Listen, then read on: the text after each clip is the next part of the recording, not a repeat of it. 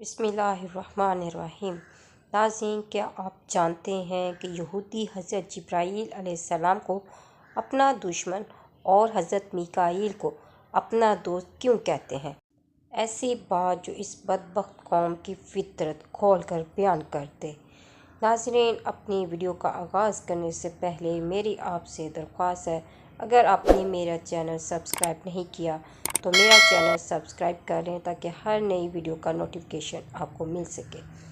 ناظرین، یہودی کبھی اللہ کی پسندیدہ قوم ہوا کرتے تھے، لیکن تکبر، فرعونیت اور شرک نے اس قوم کی بدبختی پر مہر لگا دی اور اللہ نے اسے عذاب سے دوچار کیا۔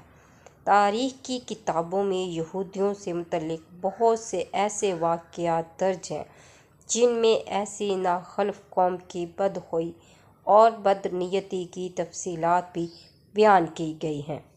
لیکن سب سے بڑی گواہی خود قرآن مجید نے دی ہے کہ یہودی کس ذہنیت کے مالک ہیں۔ یہودیوں نے اللہ کے انبیاء کو جھٹلایا، ان کا قتال کیا، شرک میں انتہا کر دی، حتیٰ کہ اللہ کے مقرب فرشتے حضرت جبرائیل علیہ السلام کو اپنا دشمن اور حضرت میکائیل علیہ السلام کو دوست کہنا شروع کر دیا۔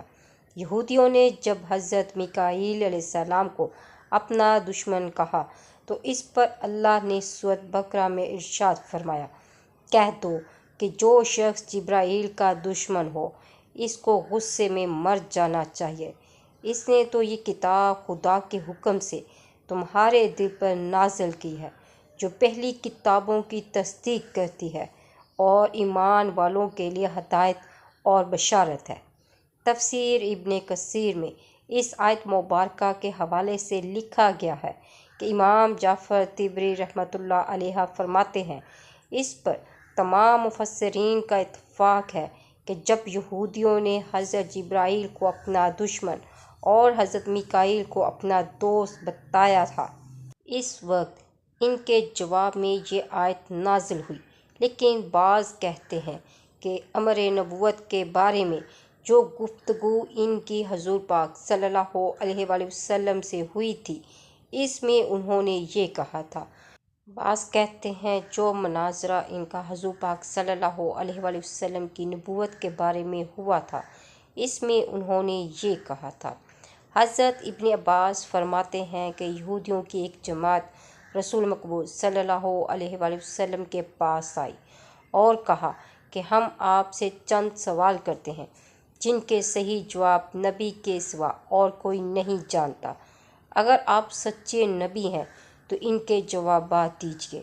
آپ صلی اللہ علیہ وآلہ وسلم نے فرمایا، بہتر ہے جو چاہو پوچھو مگر عہد کرو، اگر میں ٹھیک ٹھیک جواب دوں گا تو تم میری نبوت کا اقرار کر لو گے اور میری فرما برداری کے پابند ہو جاؤ گے۔ انہوں نے آپ صلی اللہ علیہ وآلہ وسلم سے وعدہ کیا اور عہد دیا۔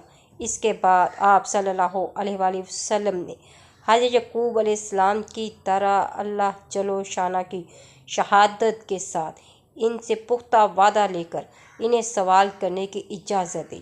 صحیح بخاری میں لکھا ہے کہ جب یہودیوں کو ان کے سب سوالوں کے صحیح جواب مل گئے تو انہوں نے آخر میں پوچھا کہ اچھا یہ فرمائیے کہ توریت میں جس نبی امی کی خبر ہے اس کی خاص نشانی کیا ہے اور اس کے پاس کون سا فرشتہ وحی لے کر آتا ہے؟ اس پر آپ صلی اللہ علیہ وآلہ وسلم نے فرمایا، اس کی خاص نشانی یہ ہے کہ اس کی آنکھیں جب سوئی ہوئی ہوں اس وقت اس کا دل جاگتا رہتا ہے۔ تمہیں اس رب کی قسم جس نے حضرت موسیٰ کو توریت دی بتاؤ تو میں نے ٹھیک جواب دیا؟ سب نے قسم کھا کر کہا، آپ نے بالکل صحیح جواب دیا۔ اب ہمارے اس سوال کی دوسری شق کا جواب بھی عنایت فرما دیجیے۔ اس پر بحث کا خاتمہ ہے۔ آپ صلی اللہ علیہ وآلہ وسلم نے فرمایا، میرا ولی جبرائیل ہے، وہی میرے پاس وحی لاتا ہے اور وہی تمام انبیاء کرام کے پاس پیغام باری تعالیٰ لاتا رہا۔ سچ کہو اور قسم کھا کر کہو کہ میرا یہ جواب بھی درست ہے۔ یہودیوں نے قسم کھا کر کہا، جواب تو درست ہے، لیکن چونکہ جبرائیل ہمارا دشمن ہے، وہ سختی اور خون ریزی وغیرہ لے کر آتا رہا ہے، اس لیے ہم اس کی نہیں مانیں گے، نہ آپ کی مانیں گے۔ ہاں، اگر آپ کے پاس حضرت میکائیل وحی لے کر آتے جو رحمت، بارش، پیداوار وغیرہ لے کر آتے ہیں اور ہمارے دوست ہیں، تو ہم آپ کی تابع داری اور تصدیق کرتے ہیں۔ اس پر یہ آیت نازل ہوئی۔ یہودیوں کی کتابوں میں بھی حضرت میکائیل کے بارے میں لکھا ہے کہ قوم یہود کے لیے وہ زیادہ معتبر فرشتہ تھے۔ ناظرین، انفارمیشن اچھی لگی تو ویڈیو کو لائک اور شیئر ضرور کریں۔ ملتے ہیں نیکسٹ ویڈیو میں، فی امان اللہ۔